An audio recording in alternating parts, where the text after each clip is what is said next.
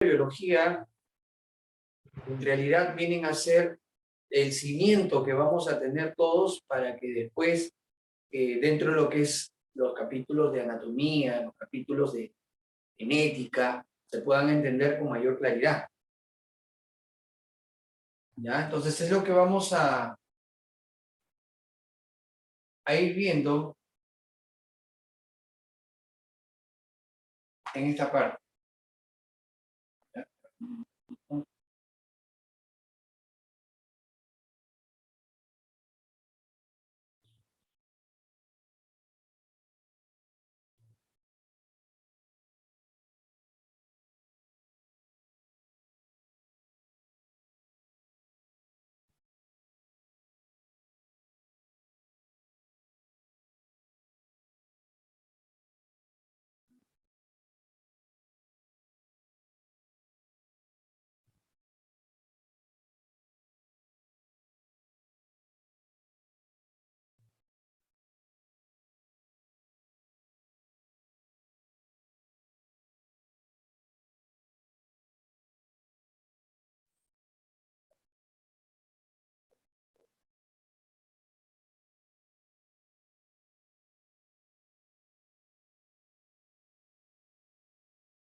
Ya está. Entonces, como les digo, en esta parte ustedes tienen ahí su material, el cual corresponde a los dominios de la biología y también lo que corresponde al método científico. La biología como ciencia es una ciencia natural. Pero la pregunta es, ¿cuál es la razón?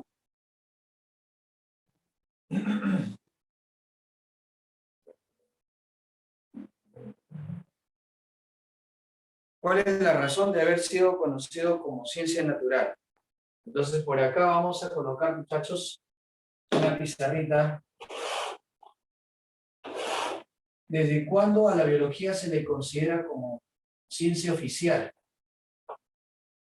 ¿Siempre ha sido así? No, no siempre ha sido así, ¿no? La biología ha sido reconocida como ciencia a partir de 1801.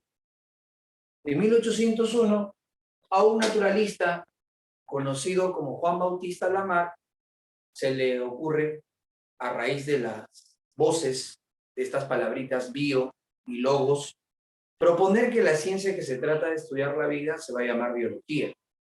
Antes, si nosotros dedicábamos estudio de aspecto de los seres vivos, se llamaban naturalistas. O sea, antiguamente, los naturalistas eran los que realizaban estudios acerca de los seres vivos.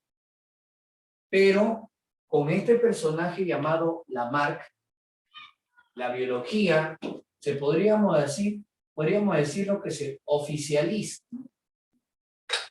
Oficializa como la ciencia de la vida. Algunos textos incluso proponen a Treviranus, otro personaje que también ha logrado entablar de que la ciencia de la vida se va a llamar biología. Pero en la mayoría de los casos, el que nosotros vamos a tener registrado, y San Marcos considera también, claro que en su texto también lo cita a Treviranus, pero en realidad el que tiene mayor reconocimiento, ¿quién es? Es Lamarck. ¿Ya, jóvenes? Entonces, la biología, que es la ciencia de la vida, fue propuesto en 1801 por el caballero de Lamarck, a partir de estas raíces etimológicas que significa el estudio de la vida. Por muchos años se sostuvo que la biología es la ciencia de la vida, por muchos años, hasta que se encontraron algunas partículas que no necesariamente tenían vida, pero que también estaban vinculados a los seres vivos y han vuelto, ¿no? Han vuelto estas partículas infecciosas a las cuales nosotros le denominamos los virus. Entonces, cambia el objeto de estudio de la biología. Vamos a poner acá, si bios es vida y logos es estudio o tratado, Esto de aquí ha sido propuesto, vamos a poner acá, esto ha sido propuesto. ¿Por quién fue propuesto? Esto ha sido propuesto por Juan, ¿no es cierto?, Bautista Lamarck. Así es, 1801, Juan Bautista Lamarck propone que la biología es la ciencia de la vida. ¿Ya? Aunque también Lamarck tuvo otros aportes. Por ejemplo, Lamarck también sostuvo que las jirafas evolucionaban estirando su cuello para alcanzar el alimento. Lamarck ha sido reconocido no solamente por dar ese nombre biología, sino también por dar una idea de cómo las jirafas cambiaron a través del tiempo en cuanto a la longitud de su cuello. Más adelante veremos un capítulo de evolución y ahí nos concentraremos en que Lamarck logró también dar una idea de cómo fue posible que las jirafas cambien a través del tiempo con respecto a la longitud de su cuello. Entonces, ese fue su gran aporte de Lamarck. ¿Ya? Este ha sido el gran aporte de Lamarck en el año 1801. Acá vamos a poner el objeto de estudio. ¿Qué cosa es lo que se encarga de estudiar la biología? A ver, si tuviéramos que nosotros indicar, toda ciencia tiene un objeto de estudio. Toda ciencia tiene un objeto de estudio. Y por muchos años se pensó que la biología, su objeto de estudio eran solamente los seres vivos. Muchos años. Pero te dije que a partir de un tiempo se empezaron a conocer, a identificar unas partículas tan diminutas que estaban ocasionando muerte en los seres vivos. Y cuando se identifican estas partículas, no presentaban lo representativo a un ser vivo, que es la célula. Y entonces se tomó en cuenta que no solamente la biología aborda el estudio en los seres vivos, sino también sobre estas partículas infecciosas que son los virus. Y ahí entonces se cambia el objeto de estudio, porque ya no solamente son los seres vivos, porque si la biología estudia solamente los seres vivos, entonces no tendría por qué estudiar a los virus, que son partículas que carecen de vida, que buscan una célula para poder aprovecharse de ella, ¿no? Entonces ahí cambia este tipo de objeto de estudio. Y entonces, ¿qué decimos? ¿Cuál será entonces el objeto de estudio? Estudia los seres vivos, pero en relación a su entorno. Se encarga del estudio de los seres vivos en relación a su entorno.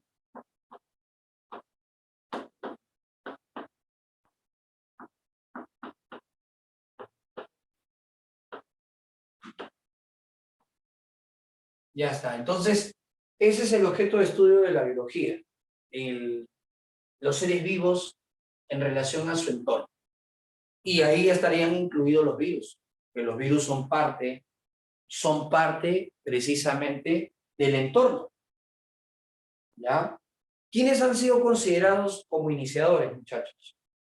¿A quiénes se les va a considerar como iniciadores de los seres vivos? ¿A quiénes se les va a considerar como los iniciadores de los seres vivos? A ver, ¿alguna idea?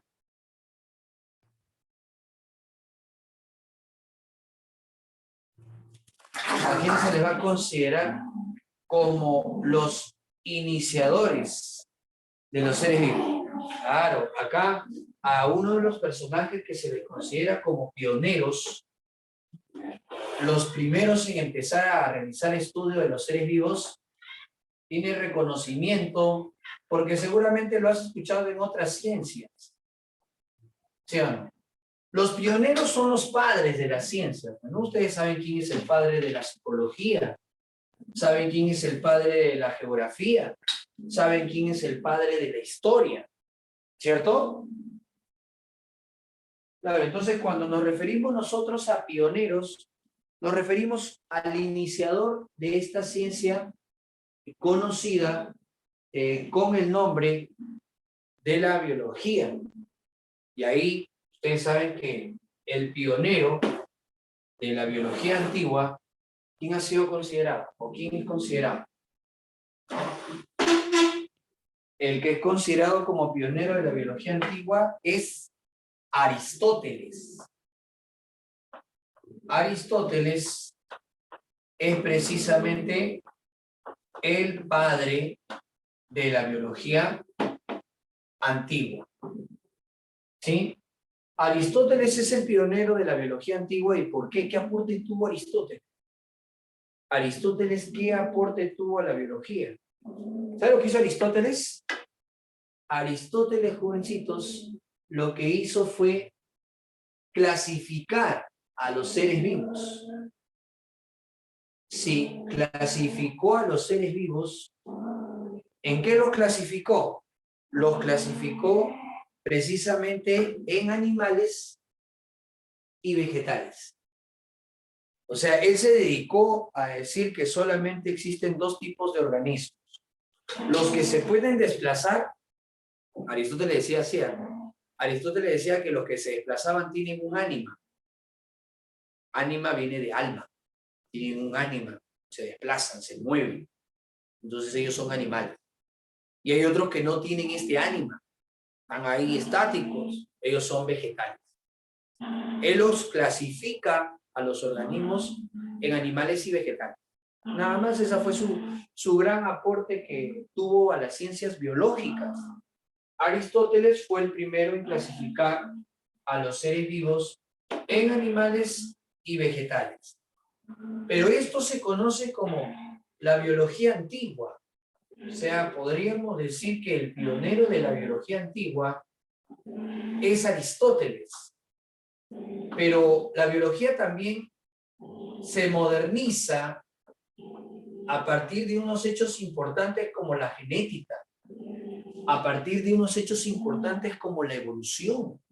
Empiezan a tener otros conocimientos en biología, como lo que es la evolución, como lo que es la genética.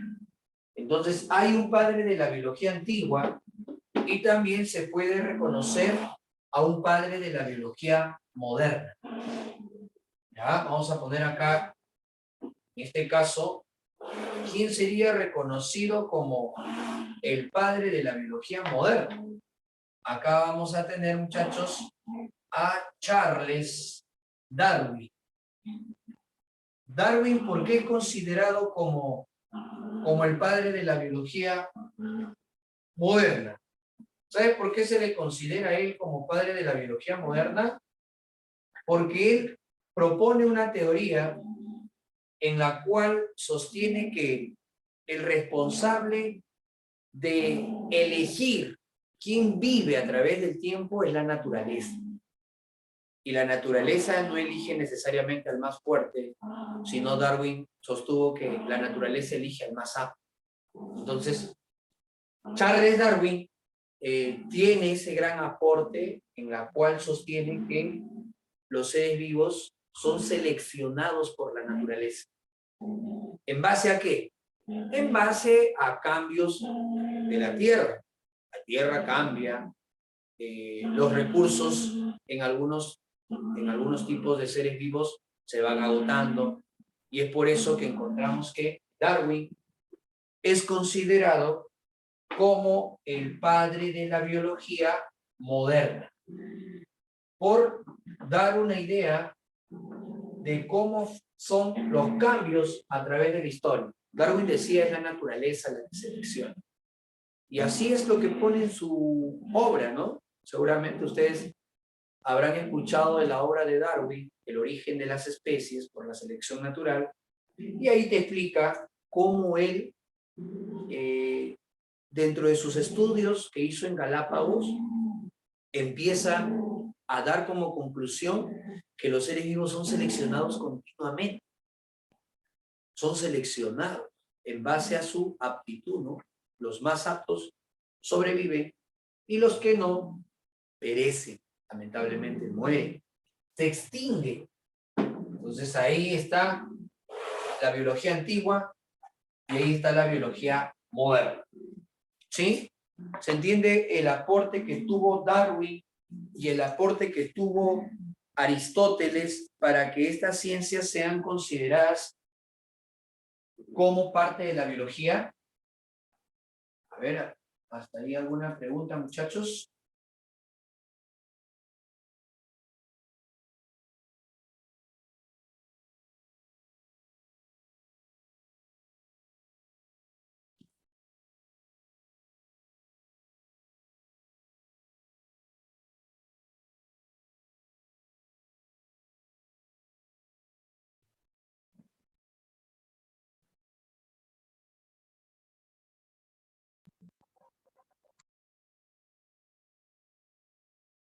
¿Hasta ahí alguna pregunta? A ver, vamos a ver. Tus mensajes.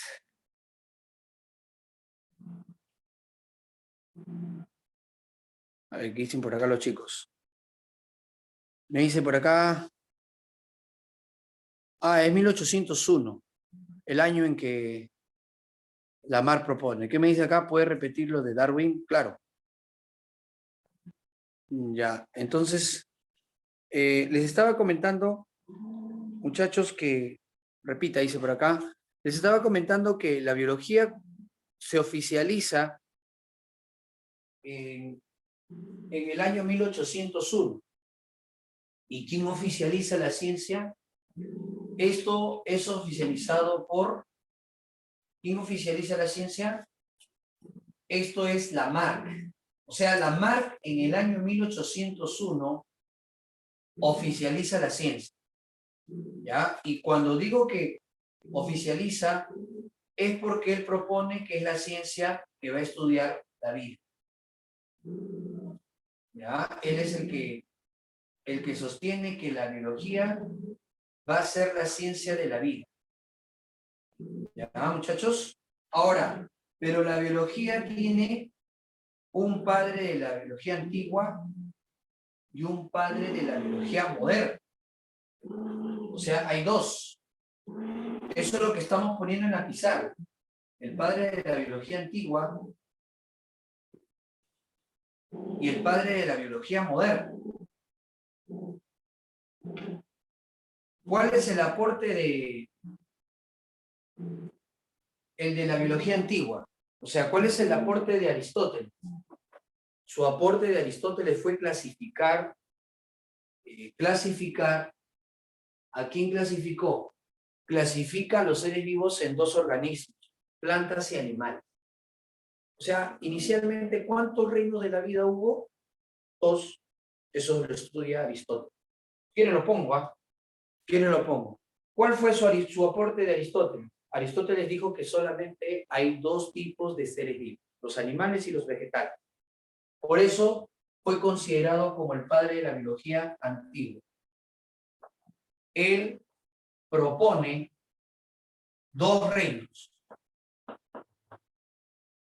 Dos reinos. Él es el primero en clasificar a los animales y vegetales. El animal y el vegetal. ¿En base a qué? En base a qué él clasifica, en base a qué él logra clasificar a los seres vivos, en base a su desplazamiento. ¿Ya? Y Darwin, ¿por qué es considerado como padre de la biología antigua o moderna? Porque la biología moderna empieza a hacer estudios de cómo cambian los seres vivos a través del tiempo. ¿Sí? ¿Y qué es lo que propone? O sea, ¿qué es lo que propone? Él propone su teoría de la evolución, bien conocida. No creo que alguna vez hayas escuchado esta teoría. No creo que no hayas escuchado esta teoría de la evolución, conocida ¿con qué nombre? Conocida como la selección natural. Algunos expertos dicen que estamos viviendo cambios en la cual involucra lo que Darwin dijo alguna vez. O sea, para algunos expertos, estas catástrofes que están habiendo, como la pandemia, ahora crisis bélicas, corresponden a una crisis en la cual, de alguna manera, no es la propia naturaleza, pero van a sobrevivir más aptos, ¿cierto? Es lo que algunos expertos sostienen en sus ideas, en sus aportes. Sí, ahora sí está más claro los aportes que tuvieron Lamarck y los aportes que tuvieron Darwin. Ajá, el ánima es conocido como el alma, ¿no? Ánima viene de alma. Sí, dice por acá Frank. Fernando también dice que sí. ¿Sí, muchachos? ¿Todo claro? ¿Ya? Estamos viendo entonces por acá quién propone el término biología. Lamarck. ¿Cuál es el objeto de estudio de la biología? Los seres vivos en relación a su entorno.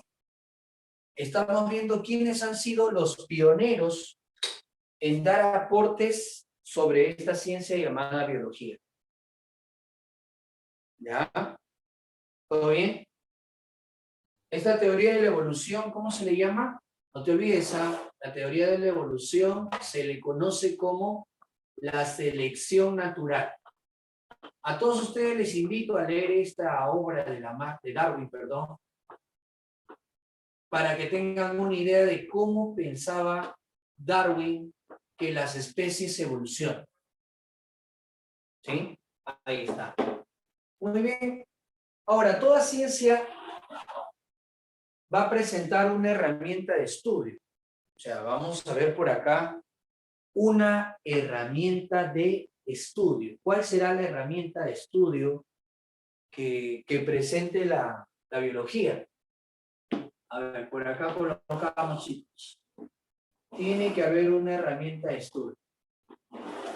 ¿Ya? Antes de ver la herramienta de estudio, ¿cómo se han ido dando los conocimientos? Hay dos tipos de conocimiento. Vamos a poner acá una comparación y acá voy a conversar contigo acerca de los conocimientos que se han tenido de la biología, el cual se le conoce con el nombre de los conocimientos empíricos.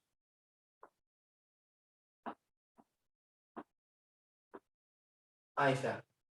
Los conocimientos empíricos. ¿A qué se deben estos conocimientos empíricos, chicos? ¿A qué se deben estos conocimientos empíricos? ¿Qué es el empirismo? ¿Alguno de ustedes conoce qué cosa es el empirismo? ¿De qué trata el empirismo? ¿Ah? ¿De qué trata el empirismo?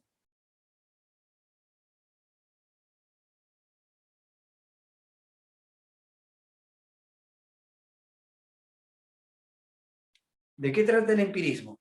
El empirismo es el conocimiento que uno adquiere a través de la práctica. Así es, muy bien, Mayra. Así es como lo que menciona Mayra, ¿verdad? Es un conocimiento que se va a dar a través de la experiencia. Exacto. Así es como menciona Mayra. Sí. Es un conocimiento que se va a dar a través de la experiencia. Entonces, cuando uno habla de la parte del conocimiento empírico, entonces uno dice, ¿qué cosa es un conocimiento empírico? Un conocimiento empírico es aquel que se obtiene mediante la experiencia, solo mediante la experiencia. Vamos a poner acá, un conocimiento empírico se obtiene solo por la experiencia.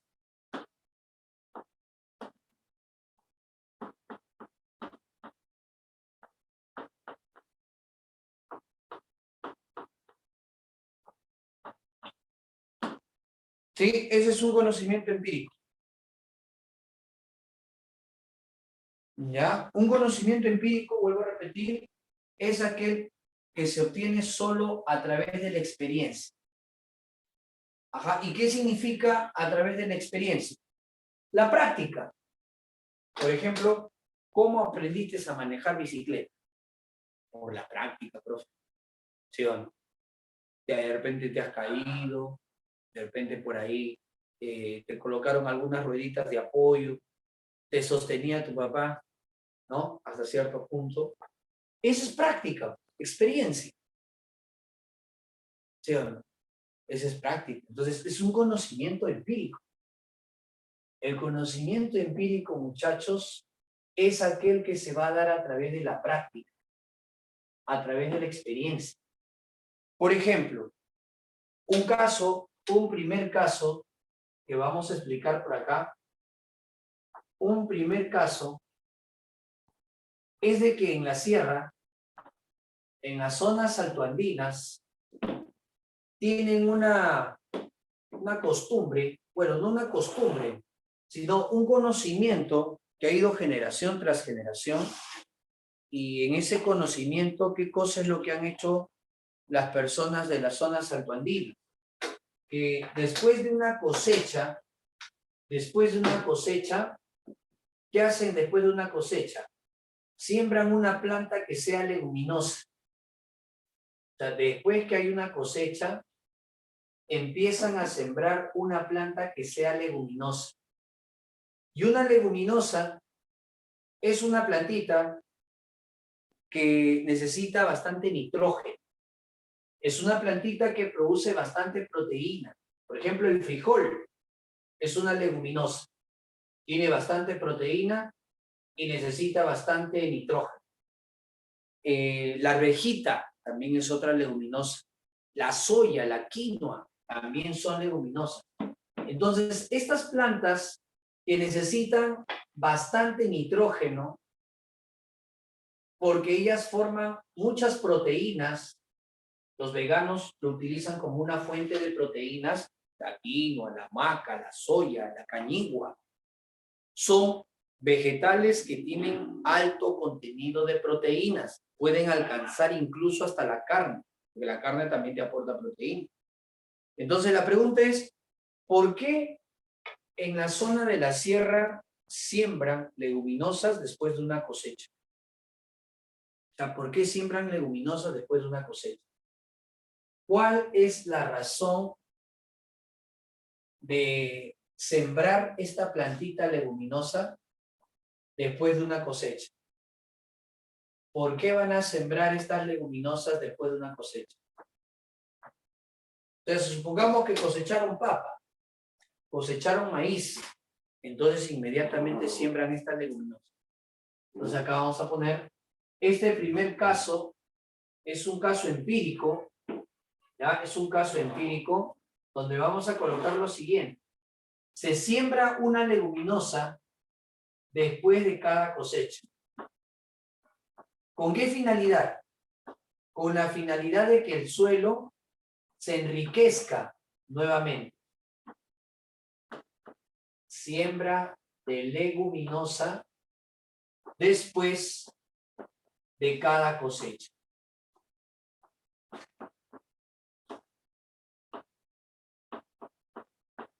¿Con qué fin hacen esta siembra?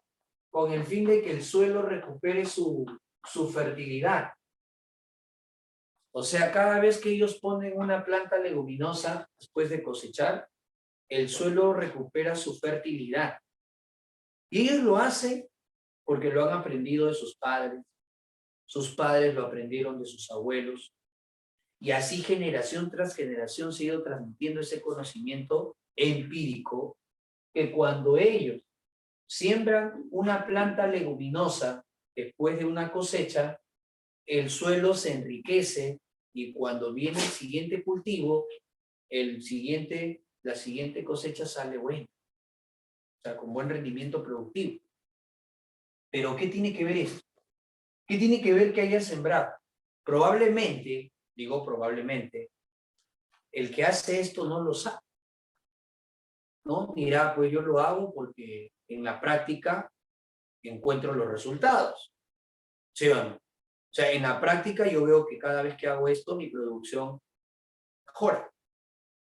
Y cuando no lo hago, entonces mi producción es baja. Y yo lo aprendí porque mi padre me lo enseñó. O sea, probablemente no tiene el sustento. Entonces, esto queda solamente como un conocimiento empírico. Solamente es por la experiencia. Es ahí donde surge otro conocimiento. ¿Y cuál es ese otro conocimiento, muchachos? El que le va a dar el sustento al conocimiento empírico.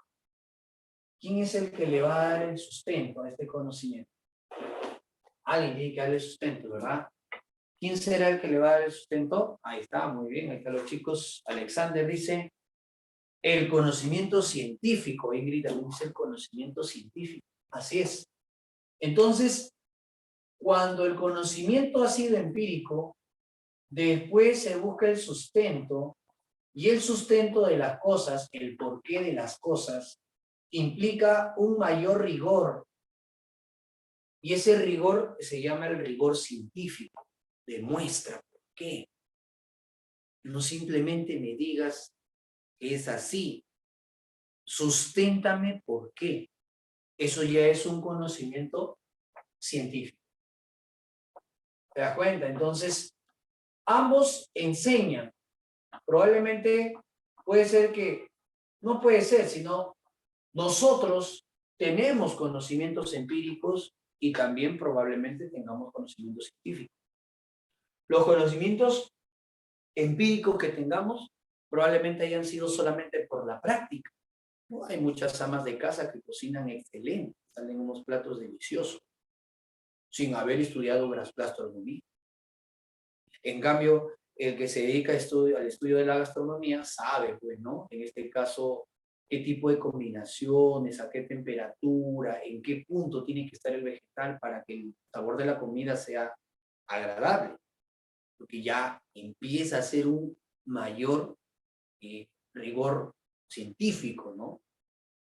Entonces ahí te das cuenta. Imagínate un ama de casa con una alumna que ha estudiado gastronomía, un alumno que estudió gastronomía.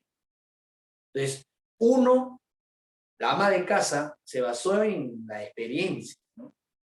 Probablemente la destreza que tiene al cocinar ha sido por la experiencia.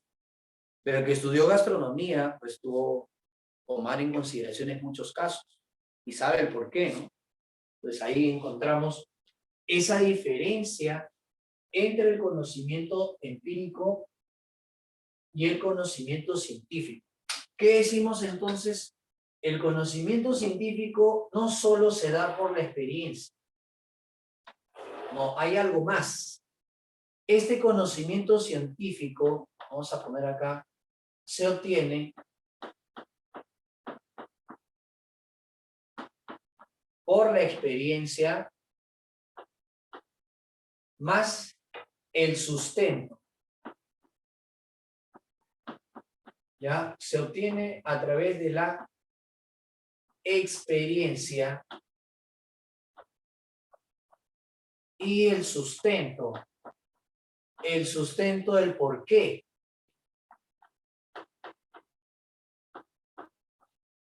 ¿Quién podría sustentar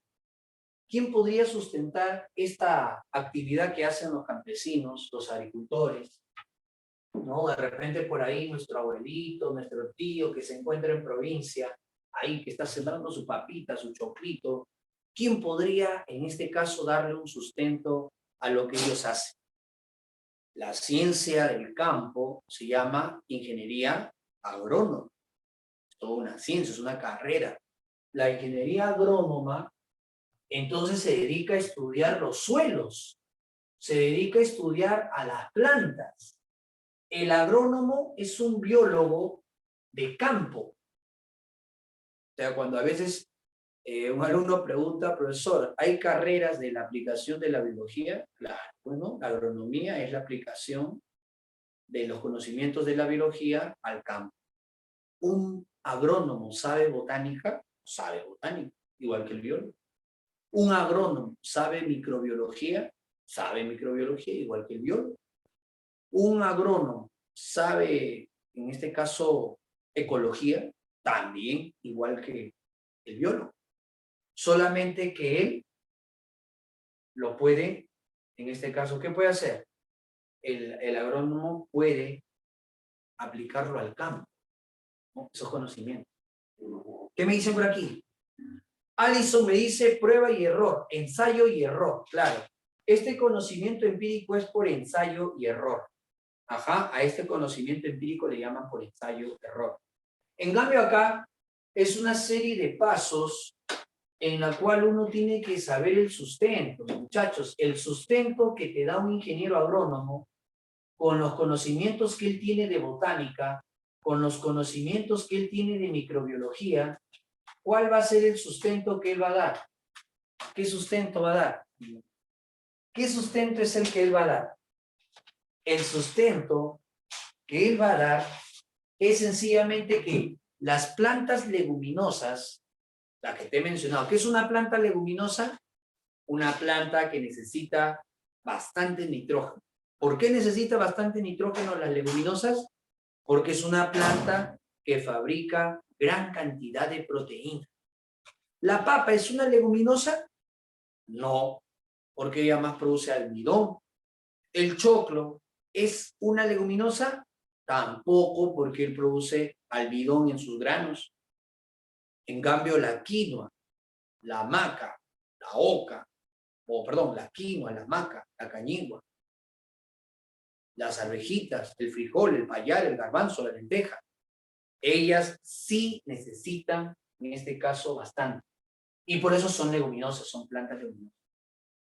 Acá me dice, profe, la ingeniería ambiental, profe, ¿qué caracteriza al ingeniero agrónomo? La ingeniería ambiental, ¿qué caracteriza? No. La ingeniería ambiental es otra carrera al agrónomo, diferente. Claro que el agrónomo también tiene sus conocimientos de calidad, lo que es gestión ambiental. Claro, porque ahora todas las carreras en realidad ven el aspecto ambiental, ¿eh? Todas las carreras. Eso ya es una especialidad que se ve en todas las carreras, calidad ambiental. La ingeniería ambiental lo que hace es lograr que los ecosistemas mantengan su equilibrio, ¿no? Eso es lo que hace la ingeniería ambiental. Por eso ellos hacen análisis de cuantificación.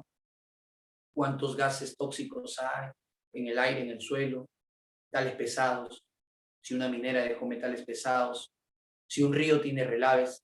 Entonces, todo eso cuantifica la ingeniería ambiental. Y ya luego de hacer una cuantificación, él saca una evaluación de impacto ambiental. Esta minera ha generado tanto impacto ambiental, entonces tiene que restaurar. Y bueno, la ingeniería ambiental tiene mecanismos para restaurar parte de los ecosistemas. O sea, la ingeniería ambiental lo que hace es tratar de restaurar los ecosistemas que han tenido alteraciones, como por ejemplo nuestro mar, ¿no? Que ha sufrido esta negligencia por parte de una empresa en la cual se ha vertido toneladas, barriles de petróleo, y que el equilibrio se ha alterado, ¿no? Que lógicamente pasarán pues 10, 20 años y eso para que se restaure el equilibrio. O sea, imagínate, a 10 a 20 años estamos hablando, ¿ah? O sea, no es tan sencillo lo que ha sucedido, ¿no? No es tan fácil. Por eso el ingeniero ambiental tiene que hacer una evaluación y tiene que también dar una solución a lo que hace el ingeniero ambiental. El agrónomo lo que hace es tecnificar. En este caso, el agrónomo lo que hace es tecnificar la agricultura, ¿no? Él te dice, oye, no estés esperando que llueva, porque si llueve o no llueve, tu producción va a salir mal, irregular. Mejor tecnifiquemos tu riego, sacando agua de un río con una motobomba, con tubos, riego por aspersión. Oye, no uses esta semilla que es de baja calidad, usa esta semilla certificada que te va a dar mejor producción. Eso es lo que hace el agrónomo. Oye, no eches fertilizante, primero analiza el suelo. Si analizas el suelo, puedes saber lo que le falta y lo que le sobra. En cambio, el campesino agrega fertilizante a ojos cerrados, así le falte o le sobre al suelo. Y ojo que cuando uno agrega mucho fertilizante al suelo, provoca destrucción de los ríos, ¿no? Entonces, todo es un problema. Eso es lo que hace el ingeniero ambiental. Pero profesor, eso va a los ríos y causa contaminación. Claro, los fertilizantes en exceso van a los ríos. Así es, Tracy. Cuando uno agrega muchos fertilizantes, el gran problema es que esto causa en los ríos eutroficación o eutrofización. Y al final el mismo agricultor, al final el mismo agricultor se queja de que los ríos están secando, ¿no? Y es a veces por su propia acción. ¿Sí? ¿Eso es cierto? Claro, daña las tierras, excelente. Daña las tierras. Por eso, pero el agricultor no sabe, porque él está todavía con el conocimiento. Entonces ahí tiene que venir el científico del campo, el agrónomo, y decirle, ¿sabes qué? Mejor saca muestras de suelo, llévalo al laboratorio y que te digan qué es lo que falta y qué es lo que sobra, ¿cierto? Me costará, pues, en este caso, 500 soles. Pero esos 500 soles le ahorraría de repente una gran cantidad de fertilizantes. Al mismo tiempo, no alteraría los ríos. Al mismo tiempo, en este caso, encuentra una mejor producción. ¿Te das cuenta? Pero a veces falta ese asesoramiento, ¿no? A nuestros campesinos. Falta ese asesoramiento. ¿Ya? ¿Qué es lo que hace un agrónomo? Un agrónomo, como sabe botánica, él sabe que estas plantas, las leguminosas, él sí va a explicar el por qué sembrar leguminosa enriquece al suelo. ¿Por qué se enriquece el suelo cuando se siembra leguminosa? El agrónomo sabe por botánica que estas plantas necesitan asociarse en las raíces con bacterias. O sea, quiere decir, muchachos, que las bacterias pueden asociarse con los seres vivos, incluso nosotros también nos asociamos con ellos. Las plantas no son ajenas, las plantas se asocian con estas bacterias en sus raíces. ¿Y qué hacen esas bacterias que se asocian en sus raíces?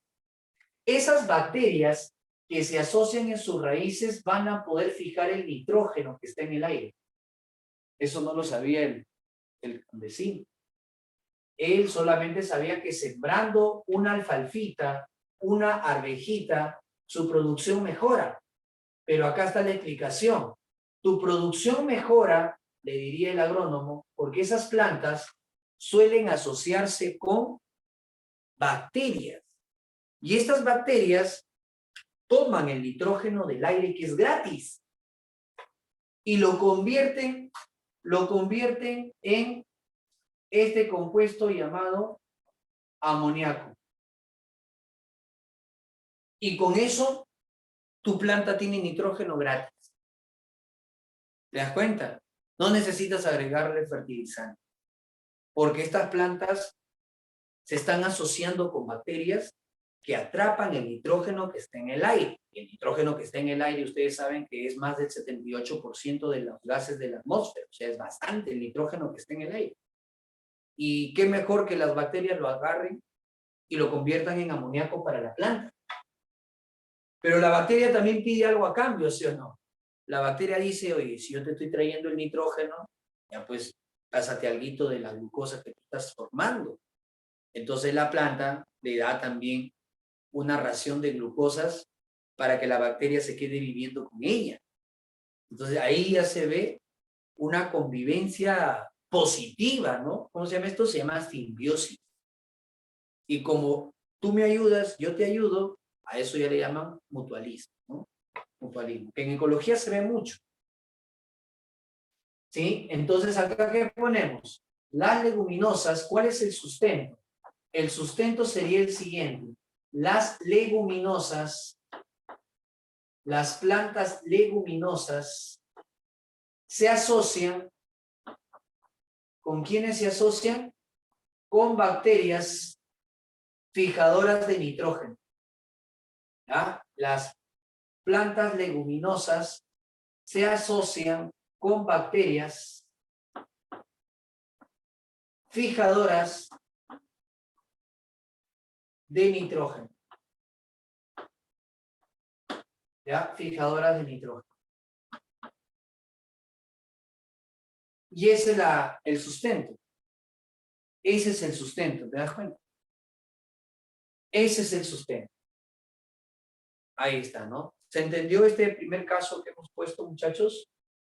Ya, probablemente si tú viajas a alguna zona de la sierra o tienes algún pariente, todos tenemos parientes en provincia, y se dedica al campo, probablemente le puedas decir o preguntar si es verdad que ellos siembran alfalfa después de una cosecha, o siembran habas, o siembran arvejitas, o siembran frijolito, y le pregunten por qué lo hacen.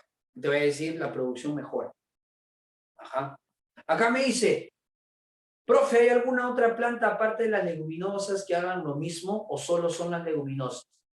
No, en realidad son este tipo de plantas que se llaman leguminosas. Ya, hay otra forma también de hacer que el suelo tenga nitrógeno, pero ya es inyectando bacterias al suelo. O sea, hay otras bacterias que no necesitan asociarse con nadie. Viven en el suelo y atrapan el nitrógeno. Pero las leguminosas son este tipo de plantas que hacen. ¿Ya, Elvis? Así sería. Elvis, ¿qué me dice por acá? Profe, ¿y qué tan efectivo sería hacerlo eso en comparación a fertilizante? Bueno, si se sabe hacer, si se puede hacer esto mediante en este caso, un seguimiento, un asesoramiento de un agrónomo, y esto reemplazaría los fertilizantes. ¿Ah? Reemplazaría los fertilizantes. Claro que de todas maneras se necesitan algunos fertilizantes porque ¿de dónde se saca el potasio? ¿De dónde se saca el fósforo? Ahí sí ya no puedes hacer algo. O sea, la planta vive con 3 elementos. ¿Cuáles son los 3 elementos? El NPK, nitrógeno, fósforo y potasio. Ya, el nitrógeno lo puedes sacar del aire por bacterias o inyectando bacterias al suelo. El fósforo, lamentablemente el fósforo necesitas comprar fertilizantes. Pero, ¿cuánto compro, profe? Tienes que hacer un análisis de suelos. ¿Qué pasa si tiene ya fósforo y le estás poniendo más? Todo esto se va a los ríos, contaminas, gastas plata al agua, ¿no? Entonces ahí es. ¿De dónde sacas el potasio? No hay potasio en el aire, ¿eh? Tienes que comprar fertilizante. Ustedes saben que en los últimos tiempos los fertilizantes se han sobreelevado. ¿Sí o no? Se han sobreelevado. Y generalmente estos fertilizantes se necesitan para los productos como los frutales. Todas las plantas necesitan NPK. Todas las plantas necesitan NPK. Pero los frutales que son para exportación, aún más. Nosotros exportamos, por ejemplo, cítricos, naranjas. Exportamos también espárragos.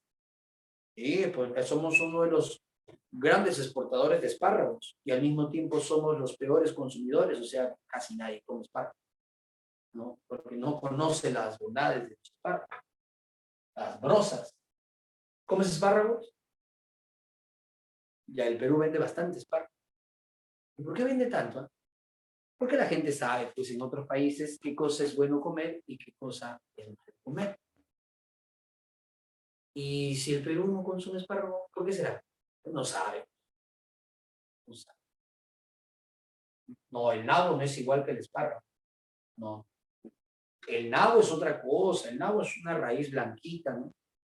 Una raíz blanquita que se le pone a la sopa, ¿no? Papa con choclo, dice por acá. Claro, buenazo, papa con choclo. Pero no es suficiente papa con choclo, muchacho. ¿Ya? Muy bien. ¿Alguna pregunta sobre este caso que estamos viendo? Sobre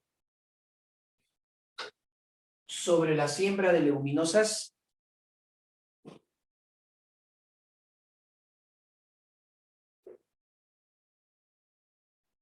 ¿Todo bien? ¿Se está entendiendo entonces la diferencia entre el conocimiento empírico y el conocimiento científico? Ya. Vamos con otro ejemplo, otro ejemplo. Vamos a poner acá otro caso.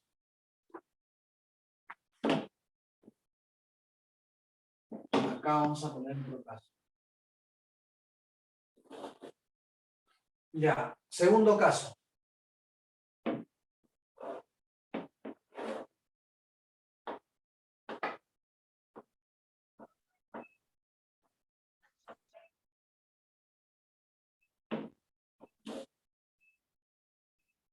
El segundo caso que vamos a colocar por aquí es precisamente el corte, ¿no? El corte que se hace de una paltita, ¿no? Por ejemplo, si cortamos acá una paltita en la mitad, ahí está, una paltita, cortamos, ahí está, una palta, cortamos por la mitad, y de pronto encontramos,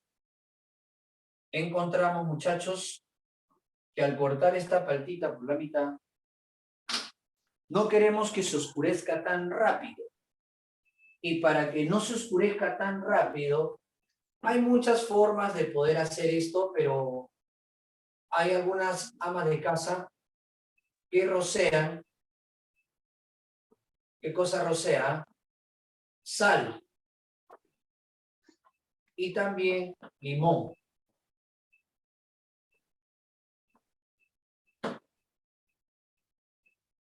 ¿Ya? Es algo que en la práctica probablemente muchos habrán visto, ¿no? Una paltita que ha sido cortada, la mitad lo comes, la otra mitad lo quieres guardar para más tarde. Y entonces la ama de casa, ¿no? Le rocea un poquito de sal, le rocea un poquito de limón. Algunos lo ponen bajo el agua o le ponen en este caso bajo el agua para evitar que se oscurezca. Entonces, con esta práctica uno puede encontrar de que suele ser precisamente esta la forma de conservar este fruto, ¿no? Claro, acá me dice mi mamá lo pone en el refrigerador. Claro, también, ¿no? También, ¿no? Pones en el refrigerador. Pero, ¿qué cosa es lo que está pasando con la palta en realidad? Cuando nosotros mordemos una manzana, vemos que se va oscureciendo. Cuando pelamos un plátano, también vemos que se va oscureciendo. ¿Qué le está pasando a los frutos?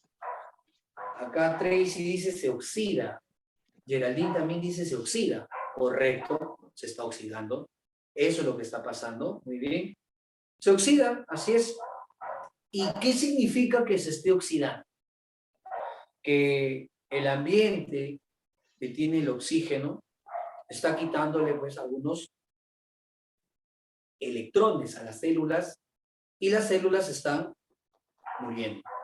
Eso es, ¿no? Se está oxidando. Nosotros también con el tiempo nos oxidamos, por eso que nuestro cuerpo se va deteriorando y se va oscureciendo y también al final perecemos. ¿Sí? Se oxida. Pero ¿por qué el hecho de rociar sal y limón evita, vamos a poner acá, la acción de rociar sal y limón? Este acto de rociar sal y limón retarda la oxidación de la palta. ¿Cuál es el fundamento que ellos puedan retardar la oxidación de este fruto? ¿Cuál es el sustento?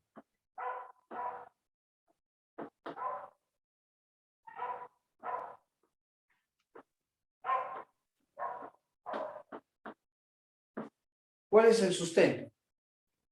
El sustento, muchachos, es el siguiente. Acá podríamos ayudarnos probablemente de la química. Claro, la química estudia las reacciones. Y en las reacciones hay algunos que aceleran y hay otros que desaceleran las reacciones. ¿Sí o no? ¿Cómo se conoce a estas moléculas que aceleran o desaceleran las reacciones? Tiene un nombre especial. Las moléculas que aceleran y hay otras que desaceleran. En química lo conocen con un nombre especial. ¿Cuál es ese nombre especial? Catalizadores, dice por aquí Dana. Muy bien, Piero, catalizadores. Así es. Los catalizadores son aquellos que pueden acelerar o desacelerar una reacción. Si lo aceleran, se le llaman catalizadores positivos. Y si lo desaceleran, se les conoce como catalizadores negativos. Entonces, cuando uno está rociando, en este caso la sal y el limón, ¿qué cosa es lo que van a hacer la sal y el limón?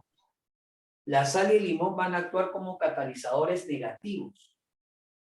¿Y qué significa que van a actuar como catalizadores negativos? Que van a retardar el proceso de oxidación. Así es. Ajá. Vuelven lento el proceso de oxidación. Muy bien, Tracy. Así es, vuelven lento el proceso de oxidación. ¿Y cómo así, profe? Es que el limón, todos sabemos que el limón es un fruto con gran fuente de ¿qué vitamina? El limón es un fruto con gran fuente de vitamina C. ¿Y qué cosa han escuchado ustedes acerca de la vitamina C? ¿Qué han escuchado ustedes de la vitamina C? La vitamina C es un antioxidante. Muy bien, Carol. Sí, la vitamina C es un poderoso antioxidante.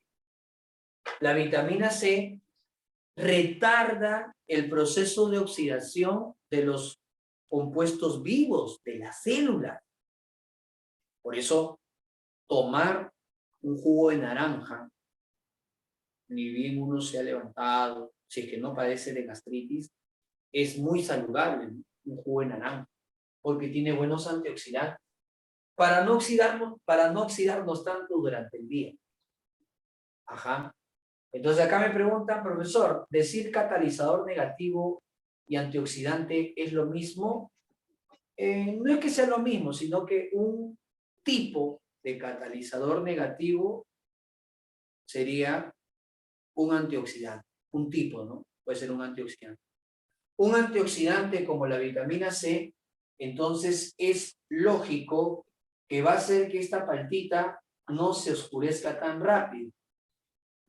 Y es precisamente porque ella presenta una propiedad de funcionar como antioxidante. Dentro de todas las vitaminas, los grandes antioxidantes son la C y la E. La E, chicas, cuida bastante la piel. Bueno, y los chicos también, pero la piel de la mujer es un poco más delicada. Entonces, la vitamina E es también una de las vitaminas con mayor propiedad antioxidante. Por eso las chicas lo usan en cremas para la piel, que pueden retardar el envejecimiento de esta parte de nuestro cuerpo. ¿Ya? Ese es el sustento. El limón tiene vitamina C. ¿Ya? ¿Y qué saben de la sal? A ver, analicemos la sal. La sal, ¿qué cosa contiene en su composición? La sal de mesa contiene en su composición cloruro de sodio. ¿Sí o no?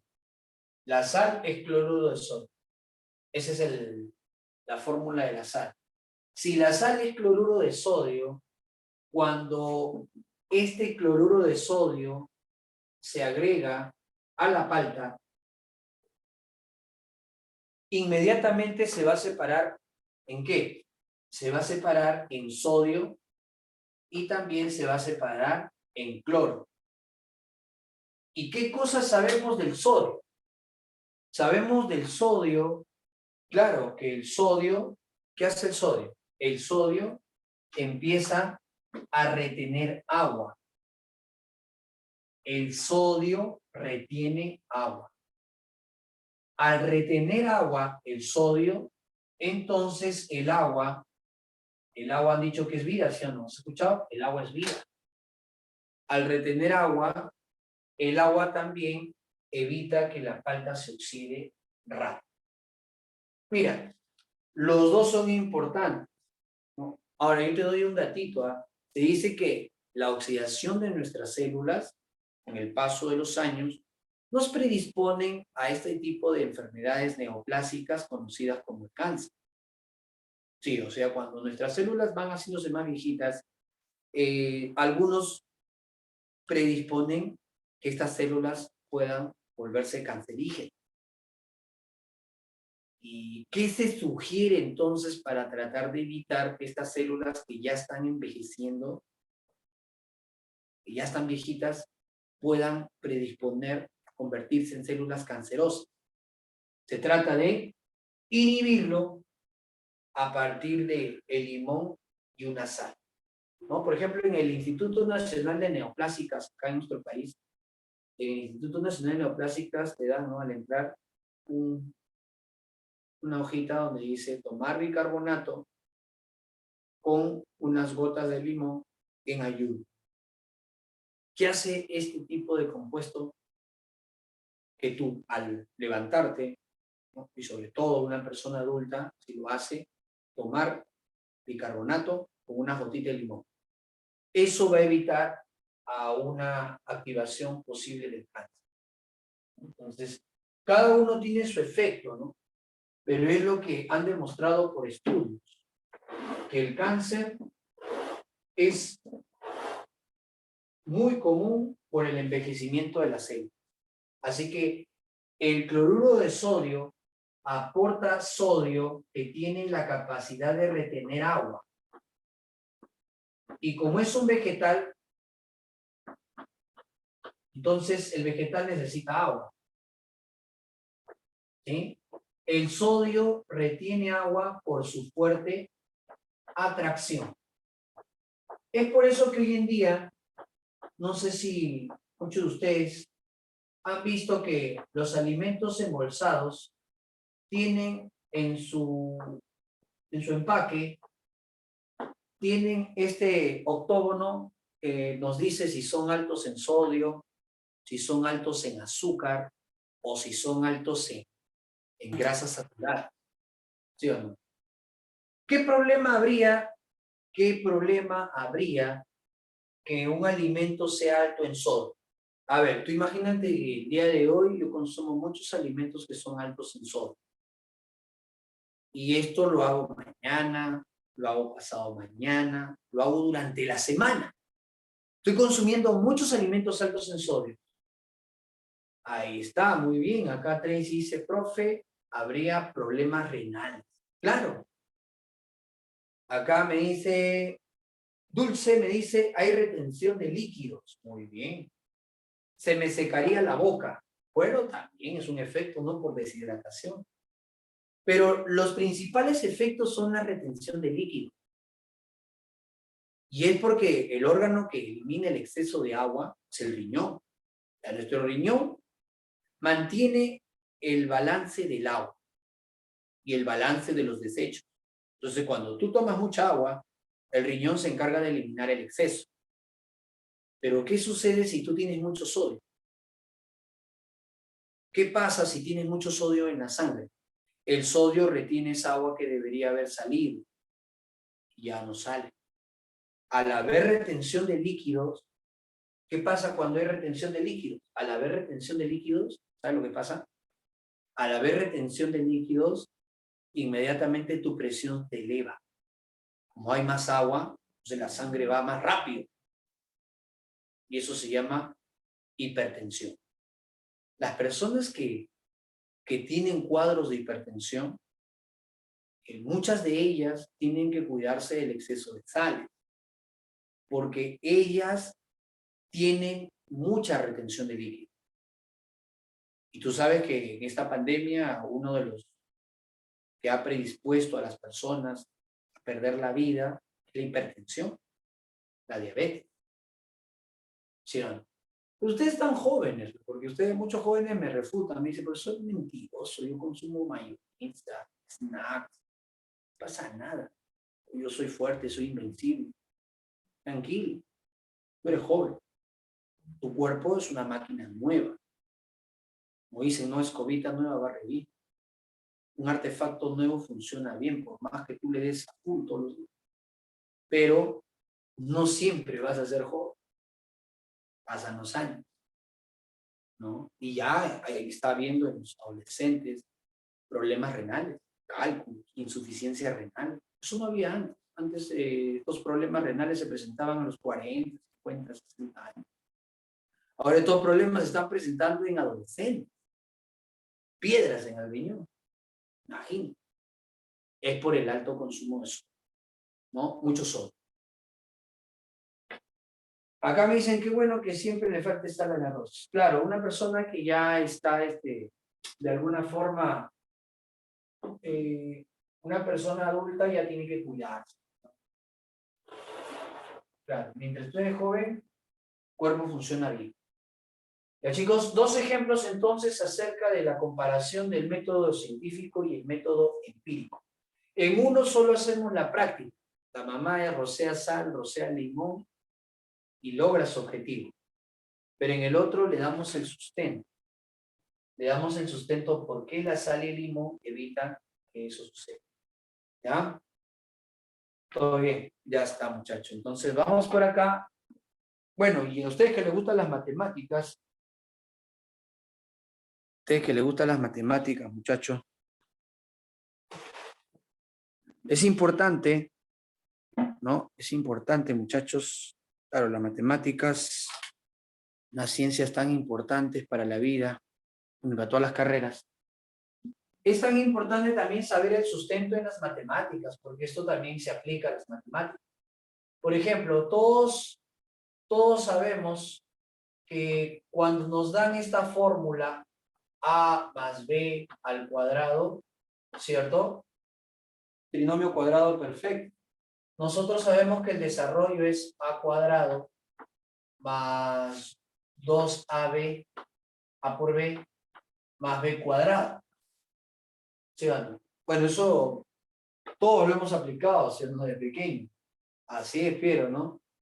Pero ¿de dónde salió esa fórmula? Esa fórmula sale de un cuadrado. Mira, un cuadrado.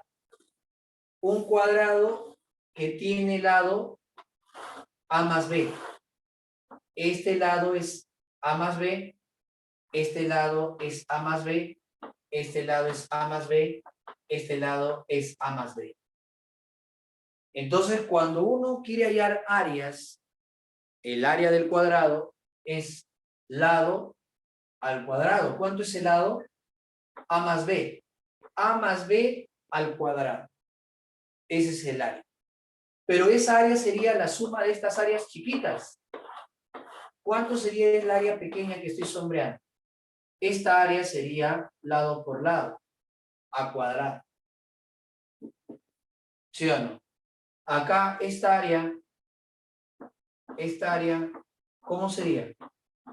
Esta área, profe, sería b por b, b cuadrado. O sea, este es a cuadrado, este es b cuadrado. A cuadrado, b cuadrado.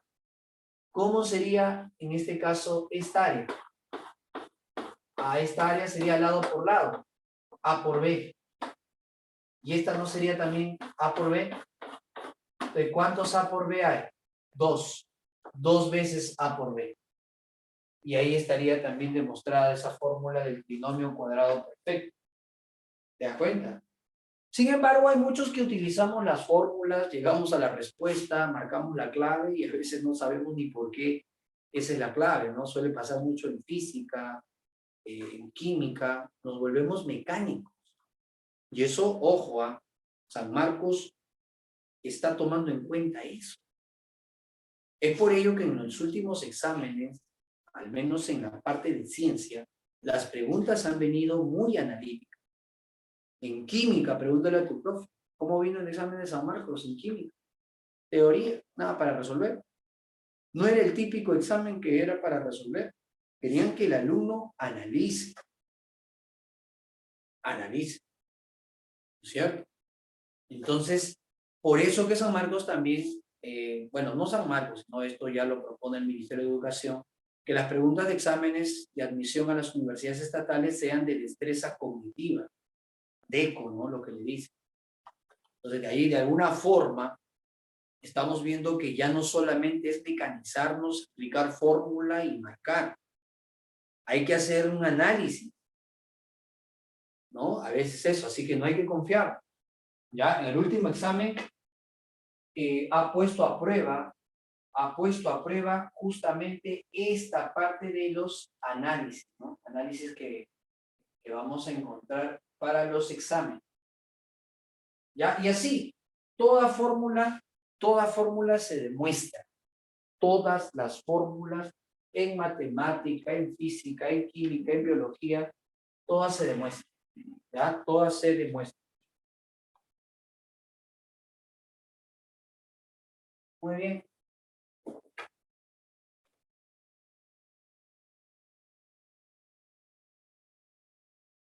Vamos ahora a revisar la herramienta de estudio. ¿Cuál es la herramienta de estudio que va a usar la biología? Vamos a poner acá la herramienta. La herramienta de estudio, ¿cómo se le va a conocer, muchachos? La herramienta de estudio se le va a conocer con el nombre del método científico.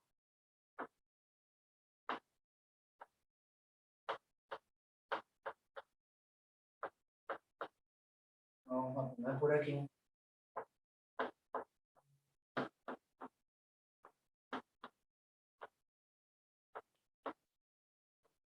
Ya está.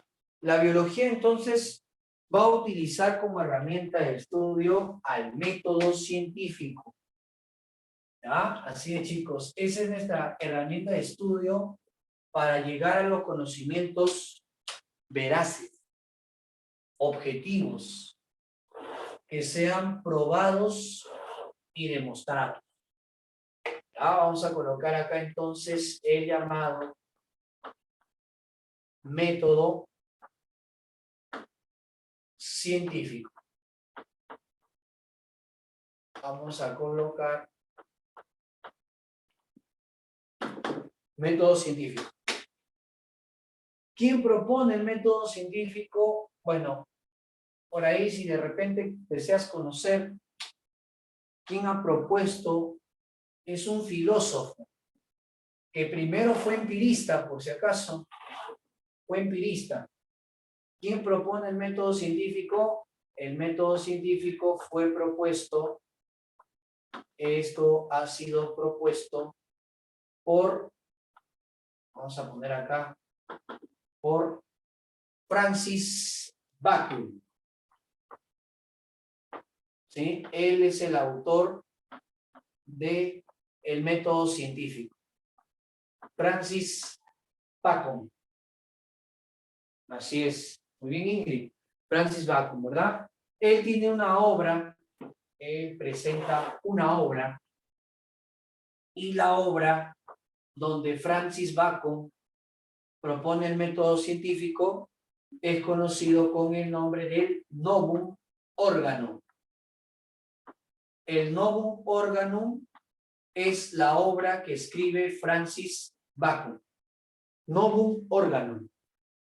¿Ya? Esa es la obra. ¿Qué es el método científico? ¿Cómo definimos nosotros al método científico? Bueno, al método científico nosotros lo vamos a definir como un conjunto de pasos. Sí, un conjunto de pasos ordenados, ya, un conjunto de pasos ordenados y sistematizados. ¿Ya? Es un conjunto de pasos ordenados y sistematizados.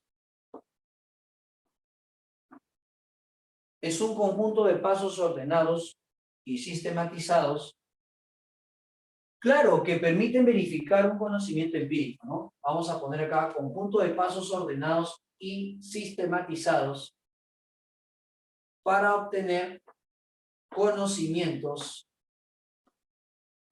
exactos y razonables. Para obtener conocimientos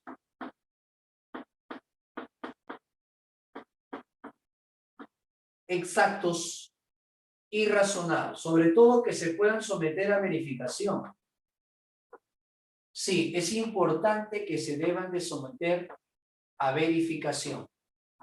Todo conocimiento científico tiene que estar sujeto a verificación. Por acá Tracy me dice, son pasos ordenados que se usan para verificar un conocimiento empírico, si es cierto o no. Claro, con el tiempo o se verifica o se descarta ese conocimiento.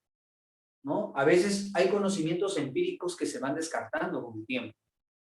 Sí, hay conocimientos empíricos que se descartan. No siempre un conocimiento empírico ha sido bien utilizado. Se puede descartar, ¿no? Así es, muchachos. Entonces acá, ese conocimiento empírico, por ejemplo, que el hecho de quemar plantas atrae a la lluvia, ¿no? Es un conocimiento empírico que será verdadero o falso. Imagínate, nos ponemos a quemar ahorita basura y todo ello. ¿Esto atraerá la lluvia? Falso, ¿sí o no? Claro, pero en muchos lugares todavía siguen con ese conocimiento y muchos de ellos son responsables de que haya devastación de bosques, los incendios forestales, ¿sí o no? Pero así ha quedado. ¿Te das cuenta? No, no es cierto eso. ¿Ah? Pasos, pasos. ¿Cuáles son los pasos que va a tener el método científico? ¿Cuáles son los pasos del método científico? A ver, ¿cuáles son los pasitos que vamos a tener del método científico?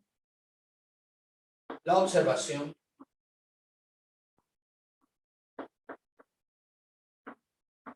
La observación. Primer paso, ¿no? Ajá. 2, hipótesis, me dicen por acá. Ya, sí es cierto, hay hipótesis, pero lo que pasa es que a veces San Marcos no considera otros pasos que también están obviando.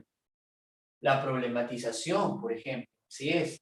San Marcos no pone eso en su texto, no pone el problema. O sea, tú observas algo y no observas algo y frente a ello te problematizas, ¿no? Entonces, hay una problematización. 3, ahí tú respondes y tú das supuestos, hipótesis. ¿Sí? ¿Qué más? Aparte de las hipótesis, tenemos en este caso 4, ¿no? Tenemos que validar esa hipótesis a través de un experimento. ¿Validamos o rechazamos? Una de dos. La experimentación. ¿Ya? Y luego de este experimento, antes de concluir, porque no es que tú hagas el experimento y de frente ya concluyes.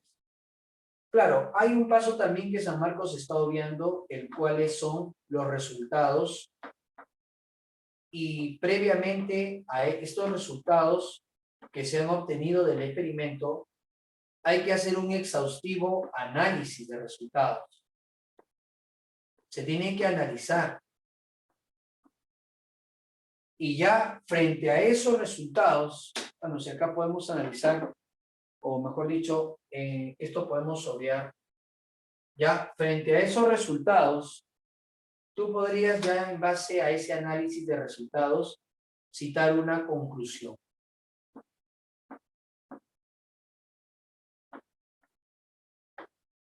Ya, ojo que San Marcos solamente te pone en su texto observación, hipótesis, experimentación y conclusión. Pero cuidado, hay que tomar en cuenta que también existe una formulación del problema. Si no, ¿cómo yo empiezo a investigar si no he planteado un problema? O sea, no es solamente observar y dar hipótesis. Tenemos que observar y preguntarnos qué está pasando. ¿Ya? Muy bien, vamos a definir cada uno de estos pasos que tienen sus características. ¿Ya? Pero voy a borrar. No sé si hasta ahí hay alguna pregunta, muchachos. Vamos a ver cada uno de estos pasos. Vamos a revisar cada uno de estos pasos, jóvenes. ¿Sí? Cada uno de estos pasitos vamos a revisarlos. Pero no sé si hay alguna pregunta, alguna inquietud por parte de esto. ¿Todo claro? ¿Ninguna? ¿Seguro? ¿Se está entendiendo, muchachos? esta primera parte, ya, seguro, con toda confianza puedes preguntar, todo claro, ya. El NaCl, claro, el NaCl es la sal de mesa, esto de aquí es la sal de mesa, la sal común. Cuando tú agregas sal al fruto que es la palta tiene agua. Y la palta cuando se expone se va a deshidratar. Entonces lo que hace la sal con su sodio es retener el agua que está en la palta. Al retener el agua que está en la palta, entonces el proceso de oxidación es más lento. En cambio, si no le agregamos sal, la palta empieza a perder agua. Empieza a perder agua y se oxida más rápido. San Marcos no es que solo considere, sino que él toma en cuenta todos, pero San Marcos, algunas preguntas de sus boletines, te pone, ¿cuáles son los pasos del método científico de Mormon? Y él pone observación, hipótesis, experimentación y conclusión, ¿no? O sea, de alguna forma no es que esté tomando en cuenta solamente ello, sino que se sobreentiende, dice San Marcos, ¿no? Se sobreentiende que el muchacho sabe que entre observación e hipótesis tiene que haber un problema. Yo escojo el más importante, observación e hipótesis. Experimento. Y concluyo. San Marcos dice, se sobreentiende que el experimento debe tener resultados y que a partir de esos resultados uno concluye. O sea, San Marcos asume eso. Y por eso él toma en cuenta observación, hipótesis, experimento y conclusión. ¿Ya? Lo que está con puntito amarillo. Bien, vamos a tomarle una foto entonces a esto para poder continuar, muchachos. Voy a tomar una foto. Ya está. Ya está la fotito.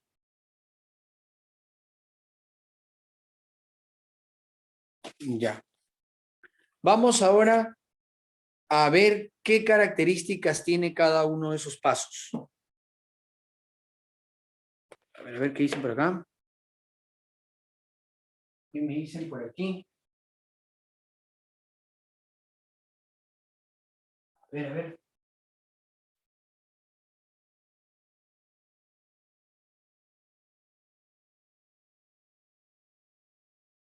Lo resume, ajá. Ya lo escribieron en su cuaderno algunos. Ya. Bueno, también. Claro, también es válido, muchachos. También es válido. ¿Ya lo escribiste en tu cuaderno? Bueno, está bien, está bien. Ya, vamos entonces.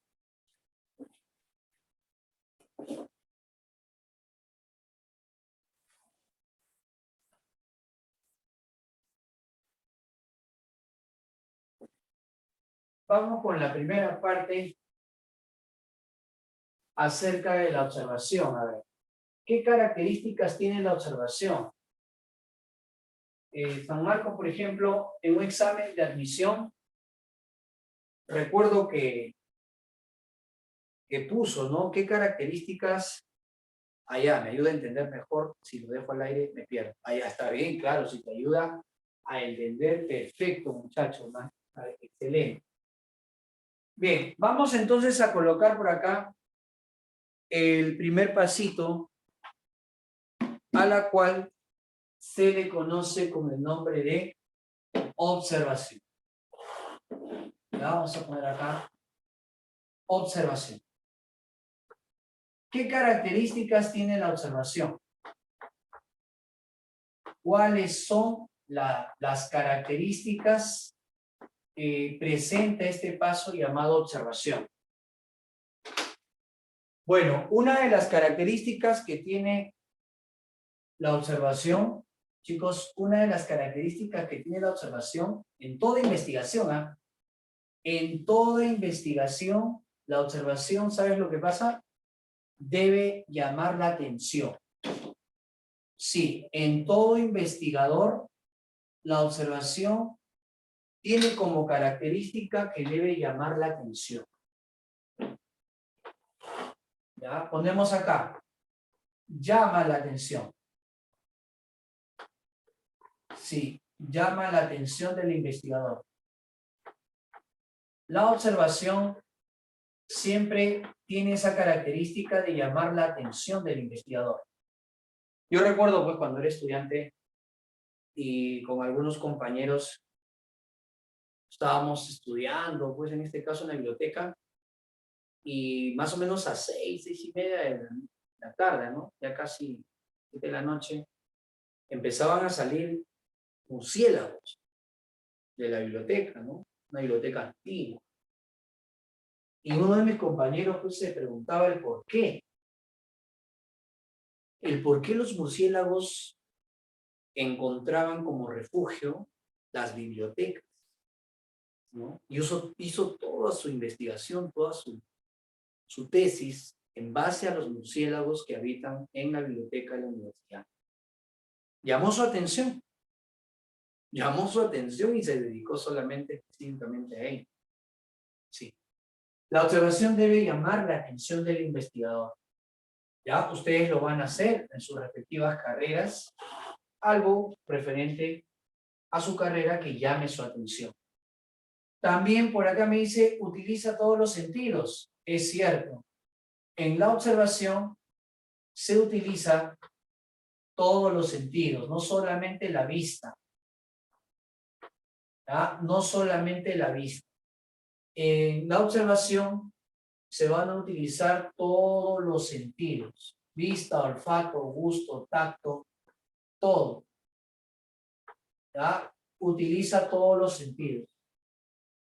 Claro, es como cuando de repente alguien ve que su amigo ha llegado a clase y de repente no lo nota igual que antes, ¿no? Y ella de repente, o él, se da cuenta que algo le está pasando. Dice, oye, yo te noto diferente, algo te pasa. Los demás lo vieron igual de siempre, pero de repente el que más conoce a su compañero vio algo diferente. Entonces, ese compañero que vio algo diferente, él ha hecho una observación, algo más minucioso, ¿ya? Algo más minucioso que usar la vista. ¿Está bien? ¿Qué más? En una observación se toma registro de datos. Así es, muchachos, se toma registro, se anota para poder seguir una investigación. Todo se va a anotar. Se toma un registro de datos. Por ejemplo, en el caso de ustedes, se está tomando un registro de datos por probablemente el cual son sus notas, y esas notas que ustedes dan en su primera semana, a nosotros nos refleja cómo entran ustedes a su preparación. Y de repente, si yo quiero analizar si hay un crecimiento académico, entonces me voy fijando secuencialmente cómo van los alumnos. A ver, este alumno está progresivamente aumentando. Este alumno, qué raro, mantiene su nota, ¿no? Y es baja, algo está pasando. Entonces, el hecho de hacer un registro de datos es importante para poder hacer una conclusión. ¿Sí o no? Claro, se toma un registro de datos en cuadros de matrices. Esto se puede dar a través de cuadros estadísticos. Si la estadística se puede utilizar en la observación, ¿verdadero o falso? ¿La estadística se puede utilizar en la observación? Sí, se puede usar en la observación. ¿Verdad? Es como una encuesta, ¿no? Una encuesta es una observación. Es como en unas elecciones, el voto a boca de urna. es para medir algo, tener en cuenta un registro de datos estadísticos, cómo van las elecciones, ¿cierto? Ya está. Llama la atención, utiliza todos los sentidos, se toma registro de datos en cuadros estadísticos. ¿Qué más? ¿Qué más? La observación tiene que ser, no debe estar influenciada, no debe estar influenciado, no debe estar influenciado, no debe estar influenciado por la opinión o prejuicio del investigador. No debe estar influenciado por la opinión o prejuicio del investigador. Esto también es importante, jóvenes, porque la observación debe ser neutra. Así es. Acá me dice el profesor, el resultado de la observación será incorrecta si la persona hace uso de prejuicios o está influenciado por su opinión. Claro, es que ya no sería neutral. Por ejemplo, ¿qué pasa si yo armo un ciclo académico con toda la barra de la Alianza? Ahí está, todos son de la barra Alianza. Vamos a enseñar biología. Y me presento y le digo, ¿qué tal, joven? Soy hincha de la U. Lógicamente, en ellos, ¿no? Por estar muy arraigados a este tipo de fanatismo, porque así que llamar fanatismo, incluso ya se lleva a otras cosas, ellos sin ver aún mi trabajo pueden decirte, el profesor es lo peor que existe, no, ok. O sea, le buscan la sin razón, ¿no? Entonces, eso está influenciando su prejuicio, su opinión. ¿O qué pasaría si ante ustedes yo me presento? ¿Qué tal, chico? Buenos días, soy Ronald Vilches, soy profesor de Chile, Santiago de Chile, y por si acaso, les recalco que el pisco es chileno, ¿ya? El suspiro también es chileno, la recalco. Probablemente eso influye en lo que... Porque en muchos de los jóvenes se ha ido sembrando, en este caso se ha ido sembrando de que lo chileno es lo malo. Y en mismo Chile también que lo peruano es lo malo. Ante una investigación eso sería catastrófico, pues no serviría, porque está influenciado por la opinión, por el prejuicio. Puede venir un profesor de Chile y hacer un mejor trabajo que el mío. Y hay que decirlo, ¿no? Pues el profesor viene de Chile, Santiago de Chile, y es excelente. Entonces, eso es una observación objetiva. ¿Ya? No debe estar influenciado por la opinión o prejuicio. Es decir, debe ser objetiva y no subjetiva. Es decir, debe ser objetiva. ¿Ya? La observación tiene que ser algo imparcial. ¿Qué pasaría si el investigador se deja llevar por la opinión o prejuicio? Si el investigador se deja llevar por la opinión o prejuicio, entonces esa observación se anula, se cancela, ya no es parte de la investigación. ¿Te das cuenta? En la observación no puede. Imagínate a un herpetólogo encargado de estudiar reptiles, y que él tenga miedo a la serpiente. Entonces ya no hace una correcta investigación por el temor que le tiene a la serpiente. Porque tiene que estar de manera imparcial. Y hay algunos problemitas que vienen con ello, ¿ya? Entonces, en toda observación hay algo que llama la atención del investigador. Se utiliza todos los sentidos. Se anota en cuadros estadísticos. No debe estar influenciado por la opinión, es decir, debe ser objetiva. La observación debe ser objetiva, no subjetiva. Subjetiva es cuando ya depende de la opinión o prejuicio de una persona o un investigador. ¿Ya? Y algo más, se puede medir.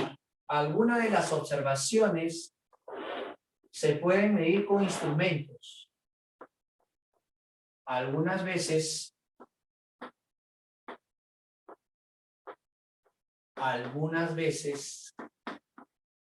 se pueden medir. ¿Con qué se van a medir? Con instrumentos de laboratorio. Por ejemplo, chicos, ¿quiénes han ido al mar para ver qué tanto afectó este derrame de petróleo? Han ido muchos especialistas, dentro de ellos han ido biólogos marinos. ¿Y qué han tenido que hacer los biólogos marinos para ver cuánto ha sido el daño? Han tenido que medir la temperatura del mar, han tenido que ver, por ejemplo, han tenido que revisar, por ejemplo, cuánto es el pH, cuánto es la salinidad. O sea, toda una serie de factores, ¿sí? Solamente para ver en qué condiciones se encuentra el mar.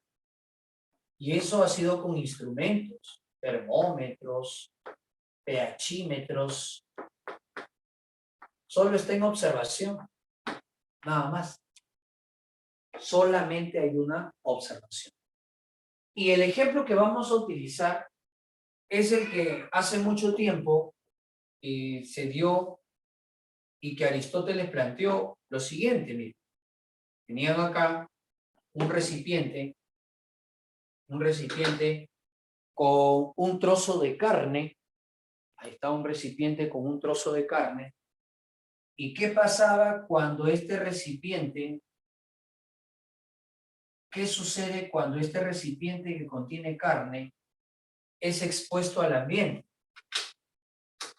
¿Qué sucedía con este trocito de carne cuando es expuesto al ambiente?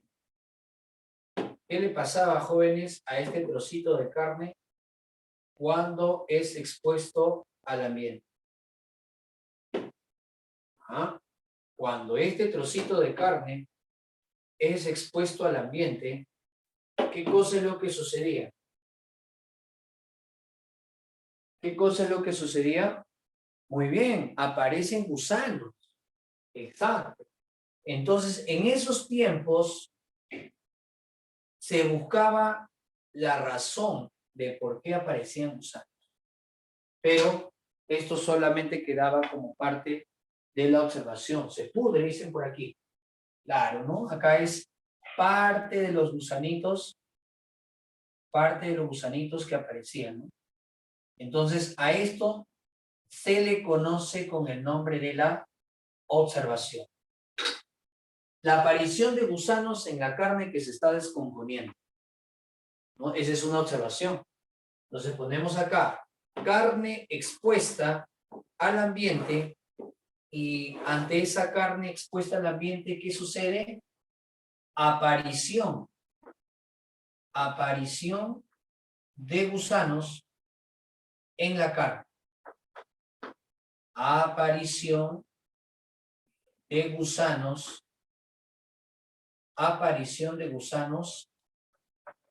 en la carne. Eso es una observación. ¿Sí? Ahí está. Esa es la observación que se hace. Ahora, hemos dicho que frente a esa observación, ¿qué se logra obtener frente a esa observación? O sea, ¿qué sigue después de esta observación? Después de esta observación, te voy a olvidar. ¿Qué sigue? ¿Qué sigue? El problema, ¿no? La problematización. El problema. El problema es qué cosa quieres saber de lo que has observado. O sea, qué cosa es lo que tú quieres conocer de lo que se ha observado. Entonces ahí viene el problema. ¿Y qué podrías decir frente al problema? A ver, ¿qué cosa puedes plantear frente al problema? ¿Qué podrías decir?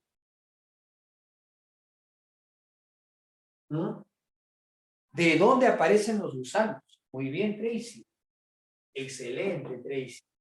Acá Tracy dice, ¿de dónde surgen los gusanos? ¿De dónde surgen los gusanos en la carne? Excelente. Ese puede ser un problema. ¿De dónde están surgiendo los gusanos que están presentes en la carne? Eso podría ser el problema. ¿Sí o no? Tú imagínate en esos tiempos, ¿ah? En esos tiempos de Aristóteles, veían que la carne empezaba a brotar gusanos. Y uno se preguntaba, ¿de dónde salen? ¿De dónde surgen los gusanos presentes en la carne? No había microscopio, ¿ah? Ojo, no había microscopio. ¿De dónde surgen los gusanos presentes en la carne? Y ante ello, ¿qué cosa es lo que podríamos decir ante ello? Ahí es recién donde uno da una posible respuesta. Claro, después que te has problematizado, quieres saber de dónde han aparecido estos gusanos en la carne. Ahí es recién donde tú puedes responder, puedes dar una posible respuesta. ¿Y cómo se le conoce a las posibles respuestas? A las posibles respuestas nosotros lo conocemos como las hipótesis. Ahí está. Las hipótesis tienen características, jóvenes. Las hipótesis van a tener características. ¿Cuáles son estas características que nosotros vamos a encontrar acerca de las hipótesis? ¿Cuáles serán las características? Claro, todavía están por verificar. Muy bien, Tracy, todavía no se sabe, no se conoce. Pero una hipótesis, lo primero que tú tienes que saber de una hipótesis es de que se trata de una explicación racional. Las hipótesis son explicaciones racionales. Es una explicación racional. Correcto, correcto. Es una explicación racional. Es algo que podemos inferir, ¿no? Una explicación racional. También vamos a decir que, aparte de ser una explicación racional, son falsibles. ¿Qué significa que una hipótesis sea falsible? ¿Cuándo decimos que una hipótesis son falsibles? ¿Ah? Una hipótesis es falsible cuando puede ser verdadera o falsa. Así es. Una hipótesis es falsible. Una hipótesis es una explicación racional. Son falsibles, es decir, pueden ser verdaderas o falsas. Eso es, ¿no? Pueden ser verdaderas o falsas. Algo más, tienen un valor predictivo. Tienen un valor predictivo. ¿Qué significa valor predictivo? Que predicen, en este caso, predicen algo en el futuro. ¿Ya? Entonces, eso es, tienen un valor predictivo. ¿Ya, chicos? Intentan predecir. No es una deducción, pero es valor predictivo. ¿Ya? Bueno, por el día de hoy vamos a dejarlo ahí porque ya no tenemos las 3 horas corridas, ahora son 2 y 1, eso va a generar un problema, pero por el día de hoy lo dejamos ahí. ¿Ya? No está cerrada la idea, ya necesitamos esa hora adicional, ya lo terminaremos en el horario que corresponde. ¿Ya, muchachos? Listo, ya vamos a terminar en este caso esa parte. ¿Ya, chicos? Muy bien. Cuídense bastante. Seguiremos viendo parte de lo que es esto de la biología, que es una ciencia fascinante. Nos estamos viendo, chicos. Un gusto conocerlos. Cuídense. Hasta luego.